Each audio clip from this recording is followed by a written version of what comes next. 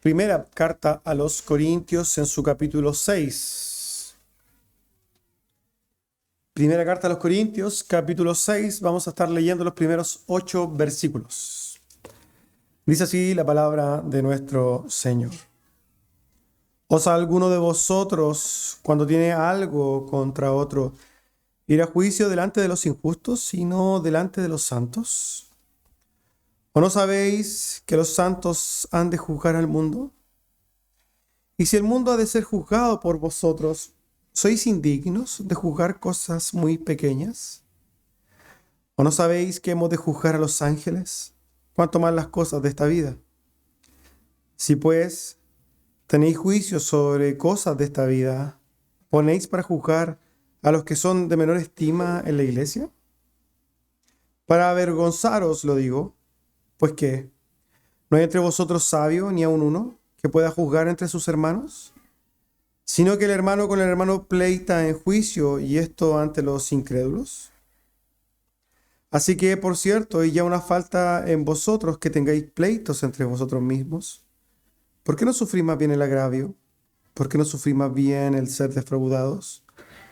Pero vosotros cometéis el agravio y defraudáis, y esto a los hermanos. Hermanos, tome asiento. Este es un texto, como podemos ver, un poco extenso. Y ciertamente es un tema que no se habla, ¿cierto? Mucho, no es un tema que podamos quizás oír regularmente en la iglesia, porque ¿quién habla, cierto, de los cristianos y los tribunales, como es el título del sermón del día de hoy? Pero para nosotros, ¿cierto?, que creemos que hay que predicar todo el consejo de Dios, es importante entender que si el Señor lo pone en la Escritura es porque efectivamente es para edificación de la iglesia. Así que hoy día vamos a estar hablando de esto. A modo de introducción, ¿cierto? Nosotros sabemos que la semana pasada terminamos el capítulo 5 de esta primera carta a los Corintios. En aquel entonces, ¿cierto?, el apóstol Pablo estaba llamando a la iglesia a deshacerse de la levadura, que la levadura leuda, ¿cierto?, toda la masa. Y habíamos entonces visto que en virtud de todo el capítulo 5, que está hablando de la disciplina en la iglesia, la forma de sacar la levadura de la iglesia, del cuerpo, de lo corporativo, de lo general de la iglesia, es a través de la disciplina eclesiástica. Ahora bien, a modo de aplicación, también nosotros sabemos que debemos sacar la levadura de nuestras propias vidas. La levadura que es el pecado, la maldad, es algo que nosotros debemos sacar como hijos de Dios de nuestras vidas, ¿cierto? En conclusión, hay que sacar la levadura de la masa, tanto a nivel personal como a nivel general, ¿cierto? Ahora nos introducimos entonces a este capítulo 6, donde el apóstol Pablo va a hacer un cambio, ¿cierto?, de dirección, un cambio de tema, y es lo que hoy día vamos a ver, ¿cierto? Dice así el texto, entonces, su versículo 1. ¿Osa alguno de vosotros, cuando tiene algo contra otro, ir a juicio delante de los injustos y no delante de los santos? Como ya hemos mencionado, el apóstol Pablo había terminado, ¿cierto?, de ver un tema particular en el capítulo 5, y ahora, ¿cierto?, se enfoca en otro tema. Había un problema en la iglesia de Corintios, entre los tantos que nosotros sabemos que tenía la iglesia de los Corintios, ¿cierto? Eran desunidos, eran orgullosos, eran vanidosos, tenían divisiones, por tanto, ¿cierto? De hecho, había una inmoralidad que no se nombraba, y ni siquiera afuera se nombraba. Y aquí había otro problema más. Y es que lo que estaban haciendo ahí los corintios es que, aparte de tener problemas entre sí, ellos no lo solucionaban como hermanos, sino que iban a buscar tribunales de afuera, ¿cierto?, para solucionar esos litigios, esos problemas, esas diferencias. Estaban teniendo problemas dentro de la iglesia, entre hermanos, y los estaban llevando, ¿cierto?, hacia afuera. Y hermanos, esto es algo realmente raro, ¿no? Es algo que difícilmente nosotros podríamos imaginar que suceda, pero sucede. Y no sucede solamente en la iglesia de los Corintios, sino que es algo que nosotros podríamos entender que es algo que lamentablemente sucede en muchas ocasiones y en muchos lugares, ¿no? El hecho de que entre hermanos haya diferencias tales que lleven a solucionar problemas a los tribunales de justicia afuera. Ciertamente, hermanos, esto es un problema bien complejo, bien difícil de abordar. Como dijimos en la introducción, muy pocas veces se habla de estas cosas. Son como atingentes, ¿cierto? Como que no tiene nada que ver con nosotros, pero realmente suceden estas cosas. Ahora bien, para abordar este tema, quiero tratar de ir un poco más allá del texto para poder tratar de entender quizás un poco a los corintios. Mientras desarrollaba este sermón, pensaba, ¿cierto? En mí decía y me preguntaba en primer lugar, ¿qué lleva a alguien o a qué lleva a un hermano a agraviar, ¿cierto?, a otro? ¿Qué es lo que motiva a un hermano para hacerle daño a otro? ¿Qué debería pasar en el corazón de un hijo de Dios para hacerle daño a otro hijo de Dios? Esto es la primera pregunta que se me viene a la mente.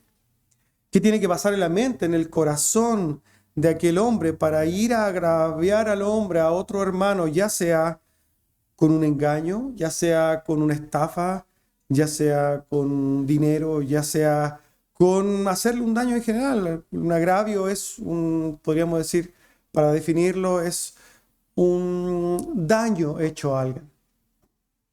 Y ese daño tiene muchas formas, ¿no? Muchas formas. Hay algunas que pueden ser llevadas a tribunales de justicia, pero otros no. Y lamentablemente, hermanos, vivimos en un tiempo, en una época donde como el egoísmo es tan grande, ¿cierto? En la sociedad, en los tiempos modernos que vivimos, eso se trae a la iglesia y el orgullo hace que nosotros dañemos a los demás. Como hemos dicho, hay formas o engaños que pueden ser llevados a los tribunales de justicia, ¿cierto? Si yo le robo algo a mi hermano y no le pago, ¿cierto? Eventualmente podría llevarme, ¿cierto?, a la cárcel. Si yo le pido un auto prestado y nunca más se lo devuelvo, él podría ir, ¿cierto?, al juzgado de policía local y decir, mire, mi auto me lo robaron, porque efectivamente. Y puede suceder, suceden en las cosas. Pero hay otros tipos de agravio, hermanos, que no pueden ser llevados a la justicia, ¿cierto? Si yo, no sé, deseo o a la esposa de mi hermano y trato de seducirla, incluso llevo a cabo esa seducción, es un daño tremendo, tremendo, pero que no puede ser llevado a un ministerio, ¿cierto? Independiente de eso, hermanos, todas estas cosas tienen que ver con un corazón tremendamente pervertido. Y cuando decimos pervertido es desviado del camino. Porque la iglesia, nosotros corporativamente somos un cuerpo, ¿cierto? Somos todos uno. Y por tanto deberíamos amarnos los unos a los otros, deberíamos cuidarnos, protegernos. Deberíamos hacer todo lo posible para que ningún hermano se sienta agraviado. Si yo tengo algo contra un hermano, que le debo algo, que yo sé que le puedo hacer daño, yo debería estar procurando continuamente solucionarlo. Porque esto habla del amor que nos tenemos. Muchas veces, hermanos, la indiferencia, la dejación, ¿cierto?, habla de un corazón orgulloso. Y eso no puede suceder en la iglesia de Cristo. Nosotros ya sabemos, ¿cierto?, que en general los corintios eran una iglesia tremendamente carnal, tremendamente orgullosa. Y no es de extrañarse que en una iglesia tremendamente orgullosa unos a los otros se agravien entre sí. Esto es lo que sucedía con los corintios. Ahora, el tema es que ellos eran tan carnales que no les bastaba con agraviarse entre ellos, sino que no podían solucionar sus temas. Entonces, ¿qué requerían? Que alguien externo pudiera solucionar sus propios problemas. O sea, imagínense en la iglesia que era la iglesia de los corintios. Era verdaderamente, hermanos, un desastre.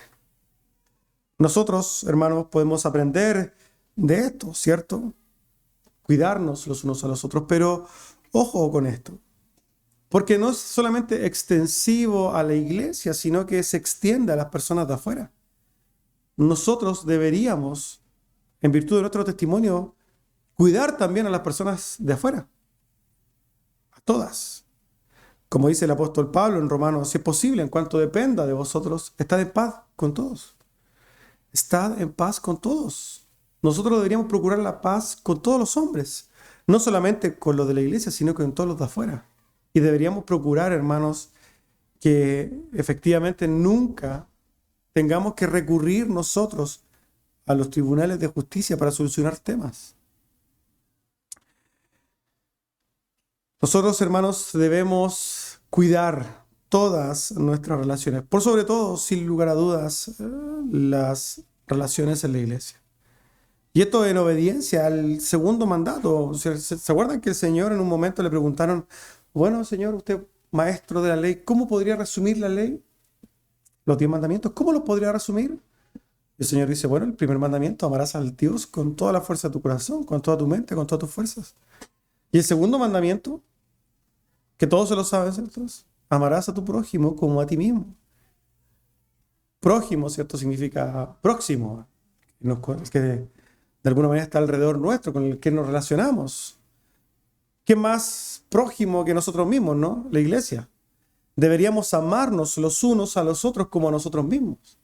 Y eso debe llevar a que yo, bajo ningún punto de vista, debería estar procurando hacerle un daño, o debería también estar pendiente de no hacerle daño a un hermano.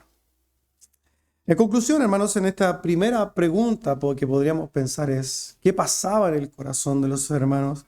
Ciertamente lo que hay detrás es una tremenda carnalidad, un tremendo orgullo, una tremenda vanidad. Cosa que lo que hace el cristianismo es justamente a los hijos de Dios pisotear continuamente.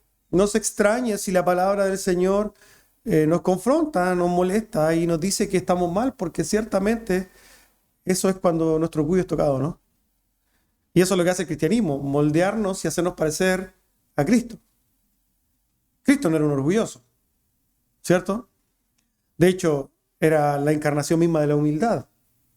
Él se negó a sí mismo, se despojó a sí mismo, ¿cierto? Como dice, ¿cierto?, la Escritura, no estimó ser igual a Dios como cosa que aferrarse, sino que se despojó a sí mismo. Y estando en condición de hombre, se humilló incluso. Ya ser hombre era una humillación. Ahora, estando en la condición de hombre, se humilló a sí mismo, siendo desobediente y muriendo en la cruz. Qué mayor ejemplo para nosotros, ¿cierto?, que deberíamos procurar ser como Él, morir a nosotros mismos, despojarnos de nuestro orgullo, y eso va a provocar o va a, de alguna manera, a gatillar, ¿cierto?, que van a haber frutos en nosotros, frutos de compasión, frutos de amor, frutos de bondad para con los demás, preocupación por nuestros hermanos. Porque no se nos debe olvidar que cuando nosotros formamos parte de una iglesia local, hermanos, somos parte de un cuerpo. Derechamente, el apóstol Pablo escribe la carta a los Corintios atacando justamente esto. ¿Por qué son tan desunidos? ¿Por qué hay contiendas? Eso no puede suceder.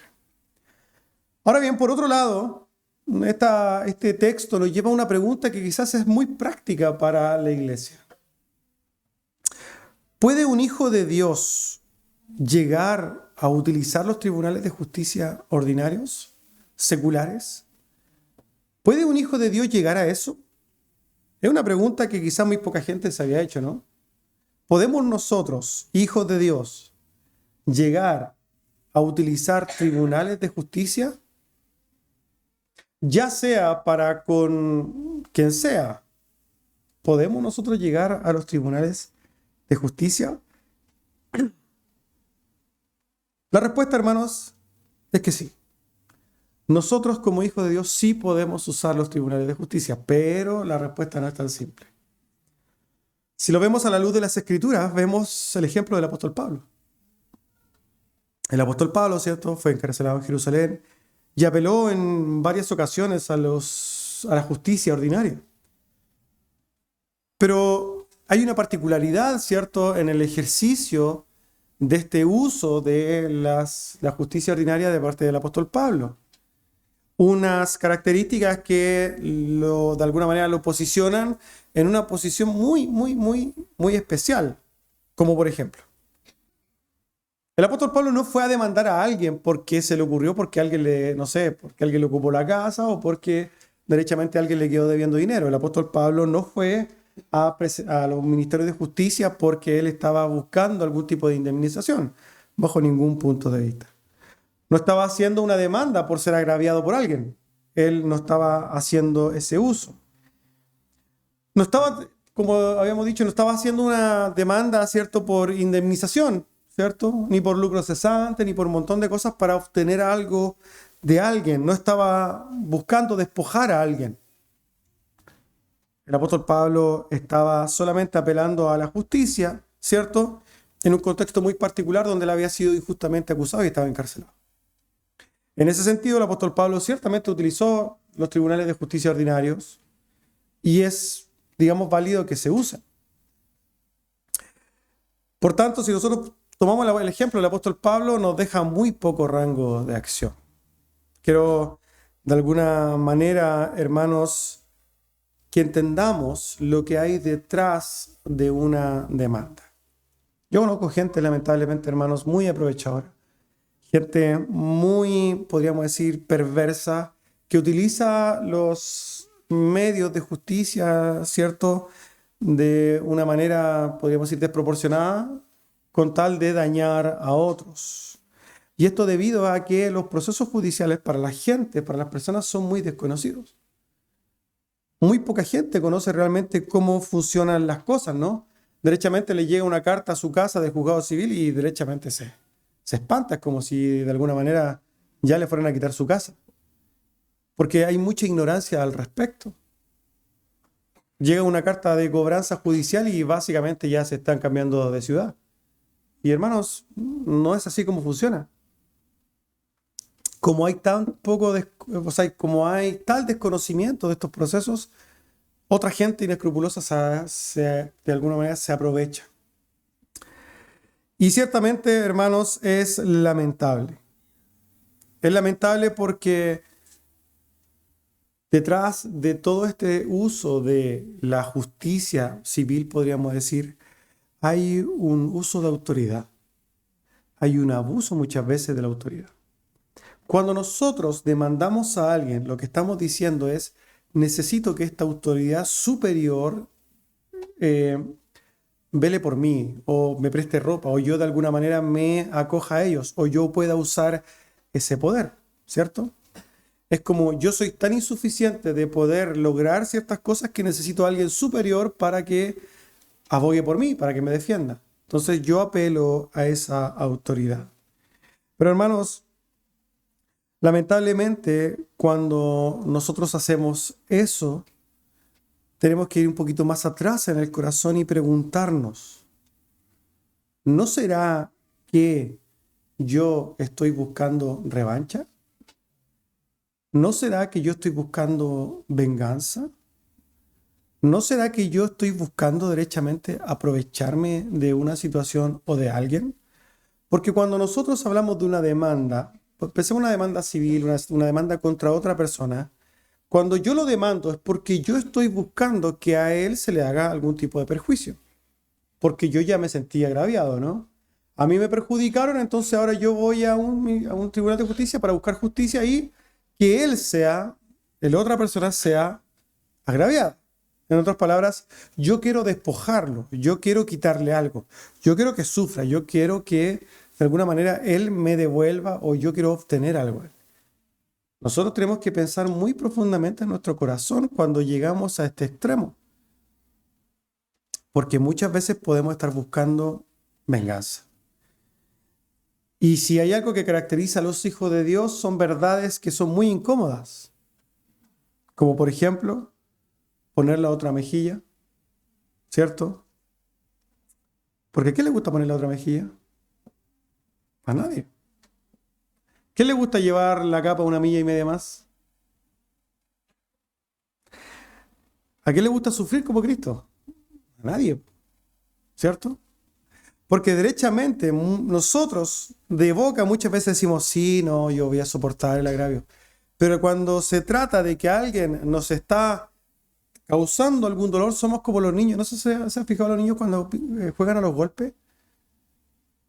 Hay uno que siempre tiene que pegar el último golpe, ¿cierto? Y tiene que quedarse con esa sensación. Porque el que pega el último golpe es como el que gana, ¿no? Y muchas veces nosotros nos comportamos así. Muchas veces cuando entramos en esto nos quedamos o no descansamos hasta que pegamos el último golpe. Y eso, hermanos, es contra cristiano. Porque nosotros, en vez de esperar pegar el último golpe, deberíamos esperar que nos peguen 2 veces. Y estas ciertamente, hermanos, son verdades que no les gustan a los cristianos.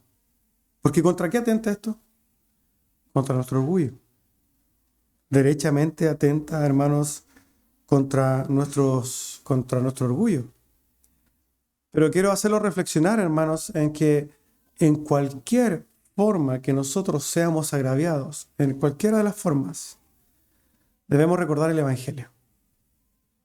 Porque el Evangelio mismo, el cristianismo mismo, la obra de Cristo y todo, descansan ciertos pilares. Y hay 2 pilares fundamentales de esto: perdón y misericordia. 2 pilares del Evangelio son el perdón y la misericordia. La misericordia, hermanos, se define como no hacer pagar a alguien que me debe. El hermano me debe, no sé, $1.000.000. Yo sé que me lo tiene que pagar.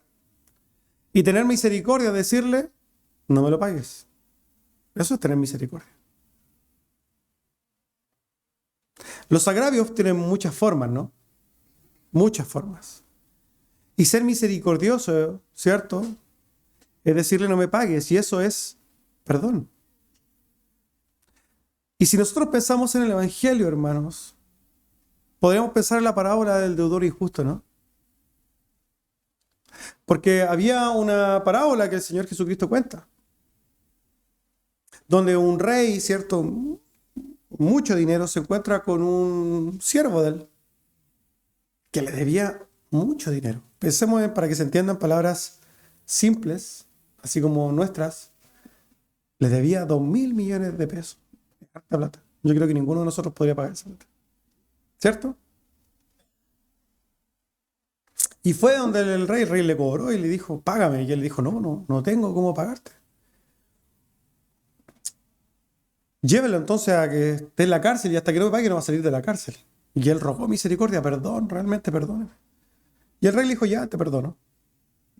El hombre sale de ahí, ¿cierto? Del palacio, pensemos, sale del palacio y se encuentra con otra persona que le debía $10.000.000 a él.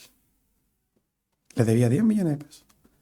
Y le dijo, págame los $10.000.000. Y esa otra persona le dijo, no puedo. No tengo cómo. ¿Y qué hizo este deudor injusto? Llévelo a la cárcel. Llévelo a la cárcel y que no salga de ahí hasta que me pague. ¿Qué sucedió? Llegó a oídos del rey que aquella persona a la cual él le había perdonado la deuda no quiso perdonarle a otro la deuda. Y se indignó, ¿no? Se indignó. ¿Por qué? Por eso se llama la palabra de deudor injusto. Porque el deudor era tremendamente injusto, ¿no? Porque él recibió perdón, pero no fue capaz de extender ese perdón. Cuando vemos nuestras vidas a la luz del Evangelio, hermanos, nos vamos a dar cuenta de que no hay cosa que no podamos perdonar. Porque nosotros somos ese deudor injusto, que debemos algo que no podemos pagar. Hemos pecado contra un Dios santo. Nosotros hemos transgredido la ley de Dios. Hay algo, hermanos, que ni en la eternidad podremos pagar, y es el castigo por nuestros pecados. Cada uno de nosotros ha pecado contra Dios. Y la única forma de pagarlo es con un infierno, con una vida eterna en el infierno. Cada uno de nosotros es un deudor para con Dios. Y nosotros estamos aquí, ¿cierto? Porque entendemos que ese rey que Dios nos ha dicho, ustedes no paguen. Ustedes no van a pagar ¿cierto? Lo que deberían pagar por transgredir mi ley, por ser pecadores contra Dios, por ser rebeldes contra Dios. El Señor nos ha dicho, ustedes no pagarán, porque pagó mi hijo la cruz. Ahora somos como el hombre que salió del palacio sin deudas. Pero la gente nos daña, hermano. La gente te daña a ti, a mí, a todos nos daña. Y cuando usted no quiere perdonar a aquel que lo dañó, usted se transforma en ese deudor injusto.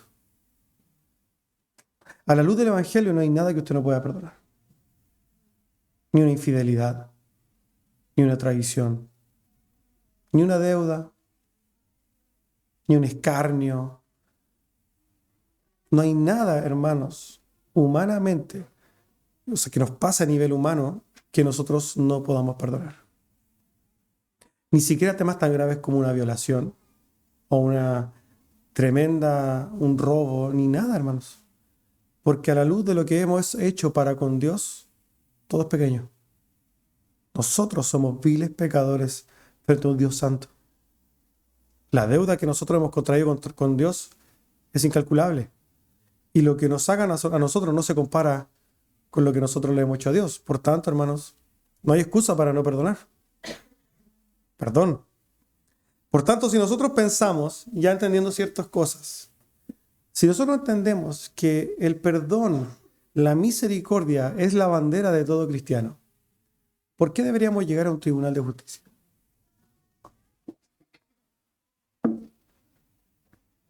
¿Por qué deberíamos tener sed de venganza?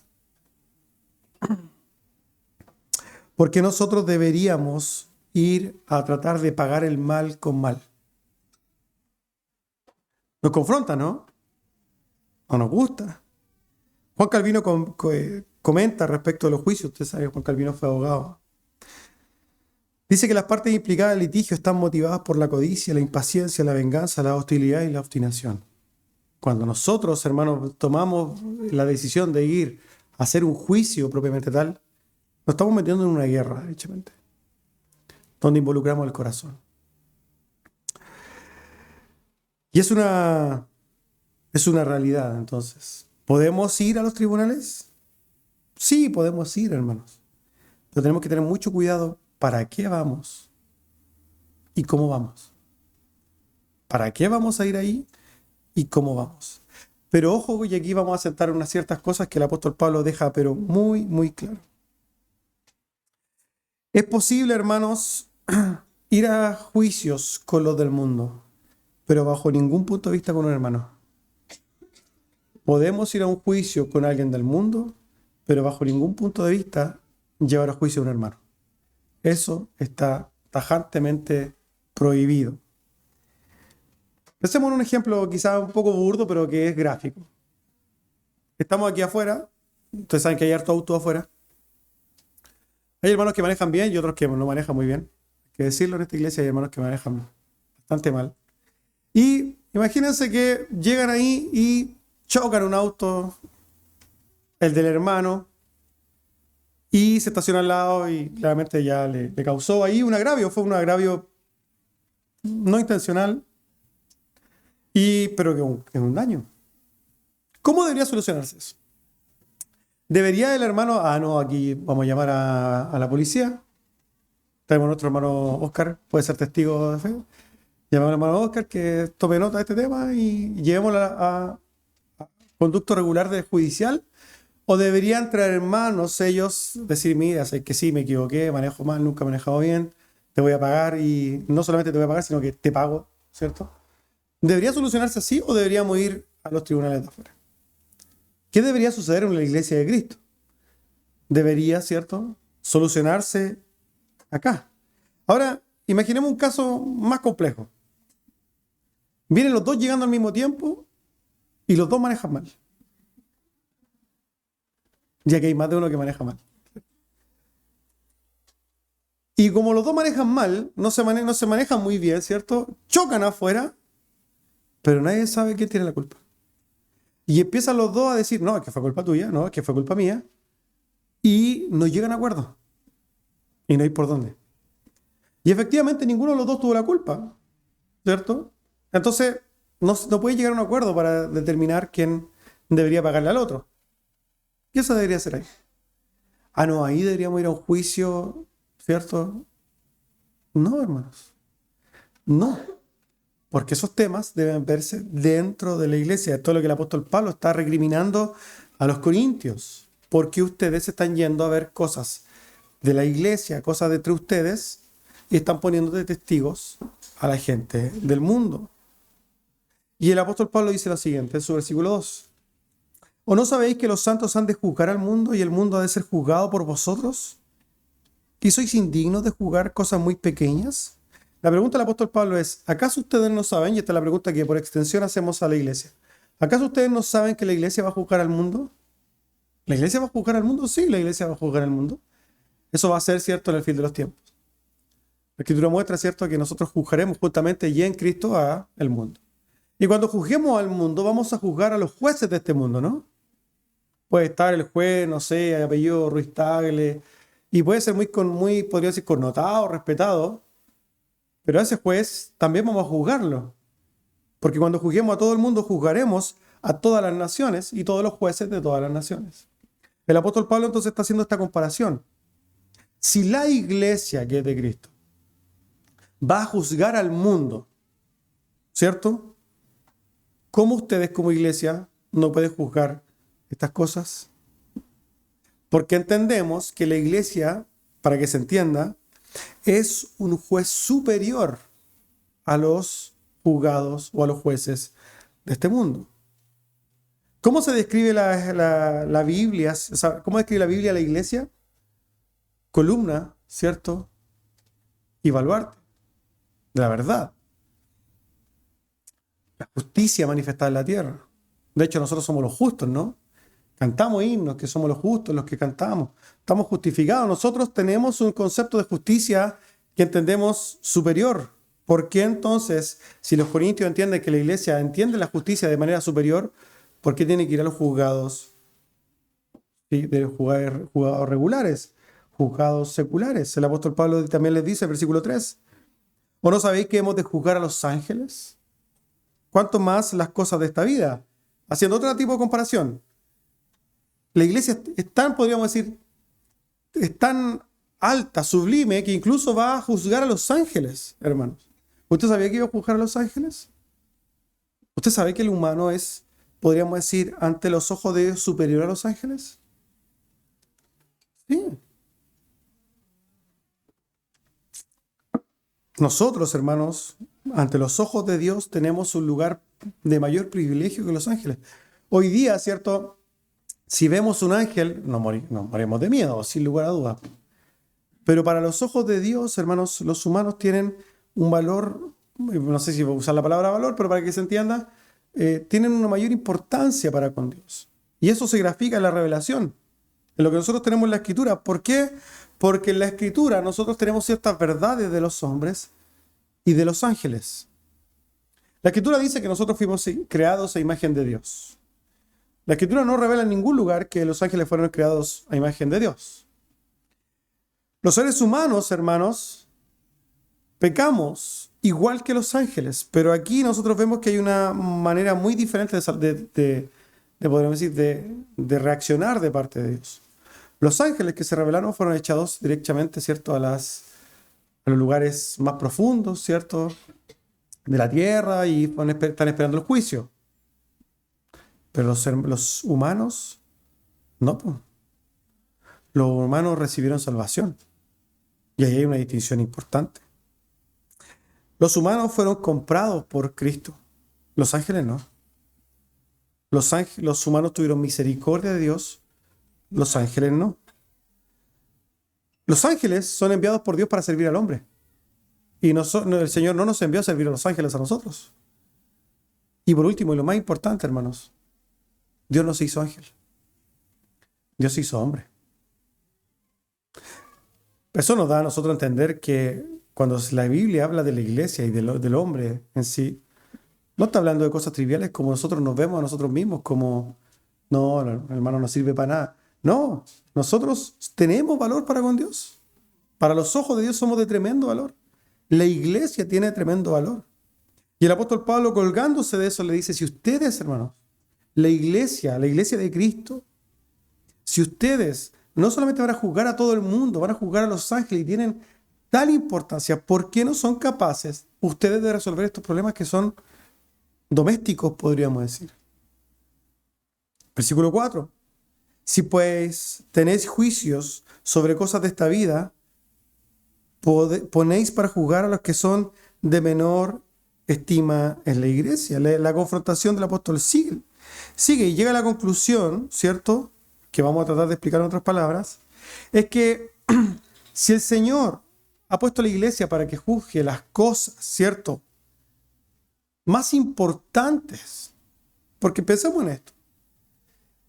El juicio a un violador, que es un juicio grave, ¿es más importante que el juicio a la humanidad? No. El juicio a la humanidad misma es mucho más importante que el juicio a un violador, ¿cierto? Sin lugar a dudas. Entonces el apóstol Pablo pregunta, si ustedes van a juzgar a la humanidad, que es el juicio de por sí más grande de todos, ¿por qué entonces ustedes en la iglesia están juzgando cosas tan pequeñísimas y no ponen a juzgar las cosas importantes? En otras palabras, quizás aquí podríamos pensar, no en el ejemplo del auto, pero no sé, yo tengo una empresa y le vendo al hermano y el hermano le hago una factura y no me la paga. ¿Tendré que mandarlo a cobranza judicial, cierto?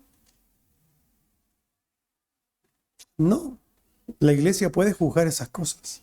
Y es más, la iglesia debe juzgar esas cosas. Nosotros no necesitamos ir afuera para traer juicios acá. Nosotros somos mandados por Dios a juzgar estas cosas. Ahora alguien va a decir, bueno, pero es que el hermano, tú juzgando esto por la iglesia, no te va a pagar, ¿cierto? Es muy posible. Pero si él no me paga, es porque está dando testimonio que no es un hijo de Dios. Y eso, hermanos, es mucho más grave que me embarguen. Irme al infierno es mucho más grave que me embarguen la casa, ¿no? Esto es para los entendidos, para los que entienden y lo que les importan las cosas realmente espirituales. Para los que no, y váyanse al mundo. Pero aquí, hermanos, las cosas entre nosotros debemos juzgarlas entre nosotros. El apóstol Pablo continúa y les dice, para avergonzaros lo digo. Pues, ¿qué? ¿No hay entre vosotros sabios, ni aun uno, que pueda juzgar entre sus hermanos, sino que el hermano con el hermano pleitea en juicio y esto ante los incrédulos? Sin lugar a dudas, los argumentos que el apóstol Pablo ha presentado para que la iglesia pueda llevar a cabo sus propios juicios confrontan a los hermanos y los avergüenzan. Son cosas vergonzosas. ¿Qué son cosas vergonzosas? La manera en que los corintios llevan sus propios problemas. O sea, ya es vergonzoso que se pleiteen entre ellos. Eso ya es un problema. Una iglesia que tiene hermanos que se andan peleando entre sí es una iglesia vergonzosa. ¿Cuánto más? También aquí haciendo alusión a este caso particular, una iglesia que ni siquiera sabe resolver sus problemas, como el Señor lo manda. Y empieza a hablar de algo, le dice, ¿acaso entre ustedes no hay nadie que tenga la capacidad de la sabiduría de ejercer un juicio? Hay dos hermanos que están en contienda y no hay nadie que pueda mediar entre ellos. Es como para agarrarse la cabeza, ¿no? Es como para pensar, ¿cómo es posible que en una iglesia no haya una persona sabia que pueda mediar entre los hermanos? Deberían existir, ¿no? Yo sé que aquí hay muchos hermanos con la sabiduría para poder llevar a cabo mediaciones y llevar a los hermanos a la reconciliación. Porque si hay un objetivo claro que lograr cuando hay un pleito entre hermanos, es la reconciliación en amor. Ahora bien, esta labor generalmente descansa en el pastor, ¿cierto? Hay problemas y problemillas y problemones, ¿no? Hay diferentes tipos de problemas.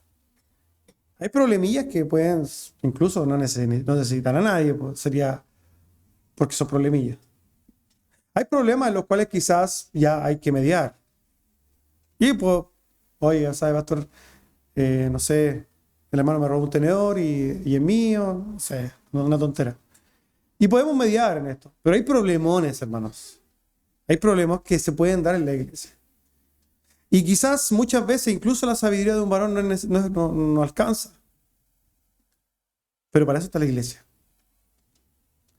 Para que dentro de esa iglesia hayan hermanos con sabiduría para que podamos incluso tener un consejo y decir, tenemos este problema en la iglesia, resolvámoslo. Siempre la iglesia debe estar preparada para digamos, afrontar las diferentes dificultades, pleitos, contiendas o problemas que se pueden generar, hermanos. Porque problemas en la iglesia se pueden generar mucho. Y nosotros ya en este poco trayecto que llevamos, poco más de 4 años, hemos tenido algunos problemas que ni siquiera se imaginan.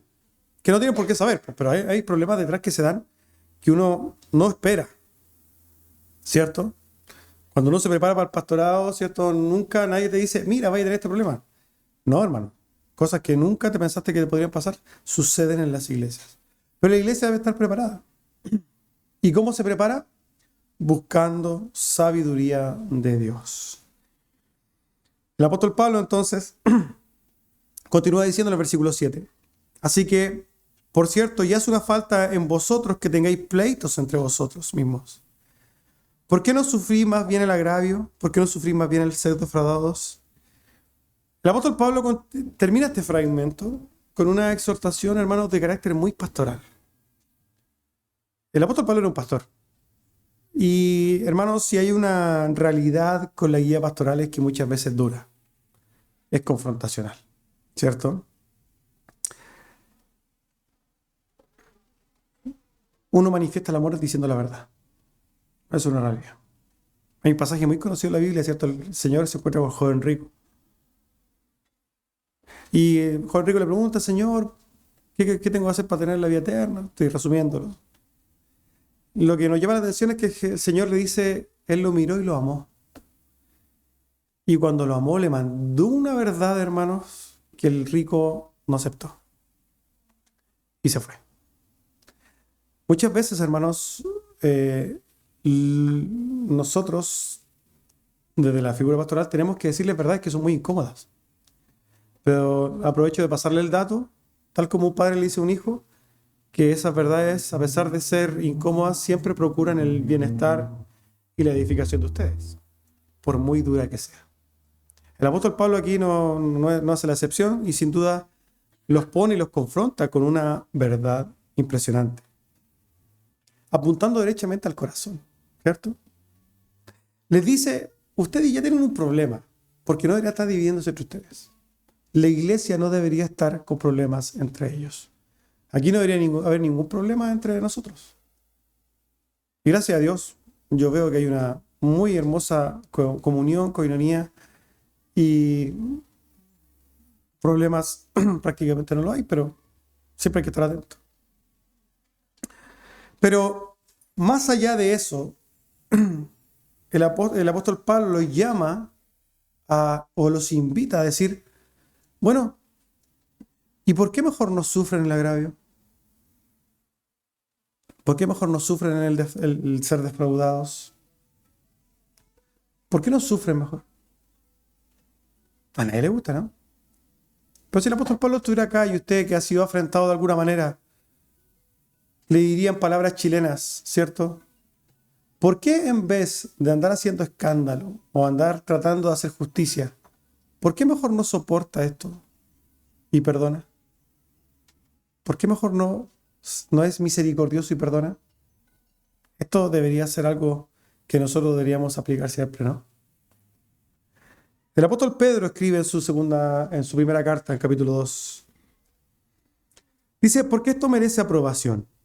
Si alguno a causa de la conciencia delante de Dios sufre molestias padeciendo injustamente, pues ¿qué gloria es? Si pecando sois abofeteados y lo soportáis, más si haciendo lo bueno sufrís y lo soportáis. Esto es ciertamente aprobado delante de Dios.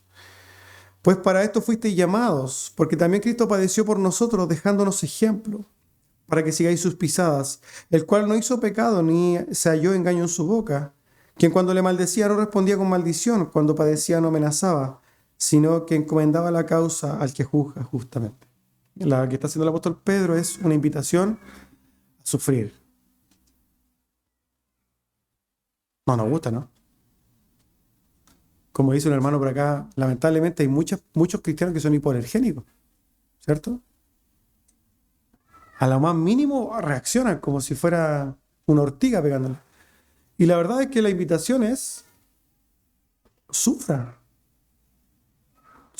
y deje su sufrimiento a quien que hace justicia, que es el Señor. Deje de andar haciéndose la víctima y haciendo escándalo porque alguien lo afrentó. Más bien, mire la cruz, vea cuánto el Señor le perdona a usted y usted perdone.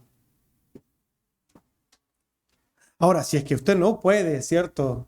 Con el agravio que le hicieron, porque derechamente puede que haya carcomido su corazón, por lo menos lleve o haga acciones conforme a la Biblia.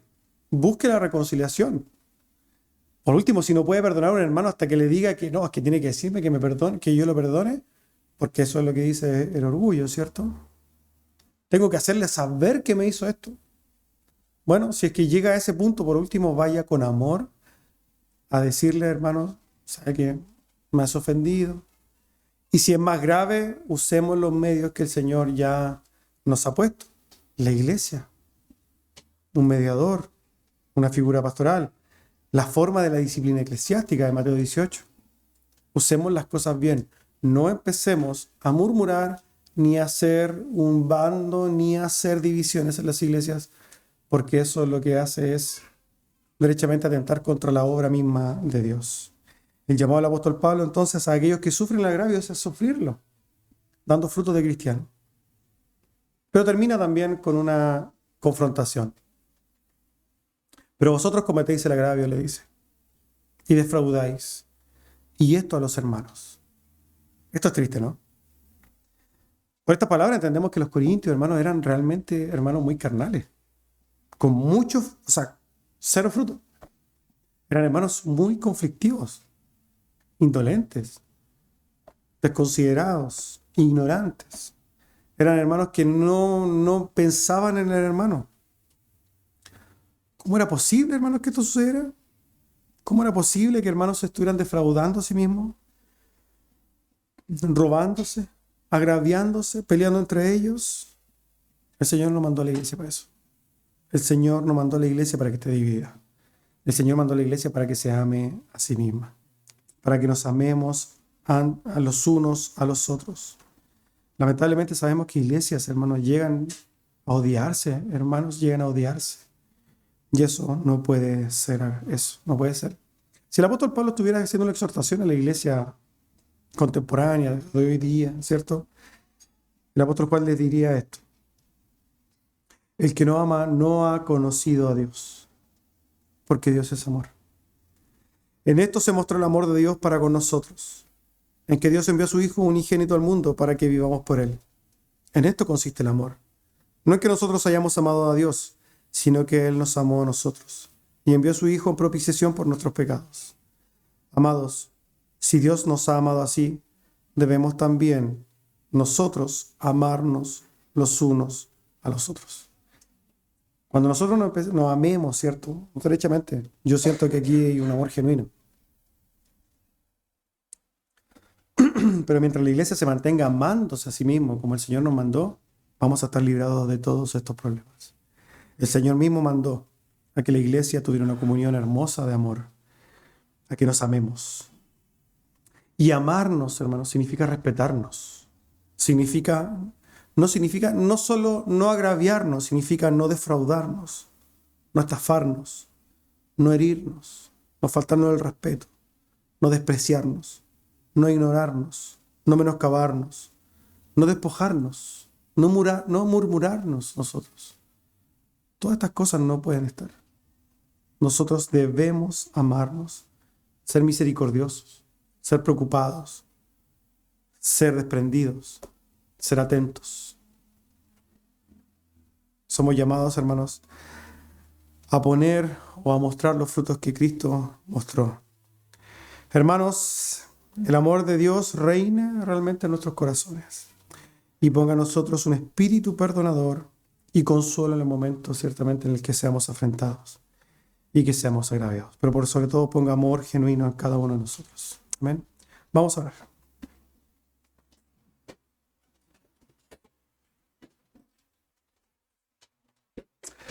Bendito Dios, alabamos y bendecimos su nombre. Damos gracias por su palabra, Señor, porque ciertamente es de consuelo para nosotros. Oramos, Señor, para que usted ponga en nosotros un espíritu perdonador, que nos dé y nos arme de paciencia muchas veces al enfrentarnos a dificultades. Reconocemos nuestra humanidad y nuestra condición caída aún, la cual nos va a llevar, Señor, a que con o sin intención nos iramos los unos a los otros. Así que, Señor, oramos para que usted ponga en nosotros entendimiento y realmente podamos cada día acercarnos y parecernos a nuestro Señor Jesucristo. Alabamos, Señor, bendecimos su nombre y le damos gloria en el nombre de Cristo. Amén. Hermanos, estamos despedidos.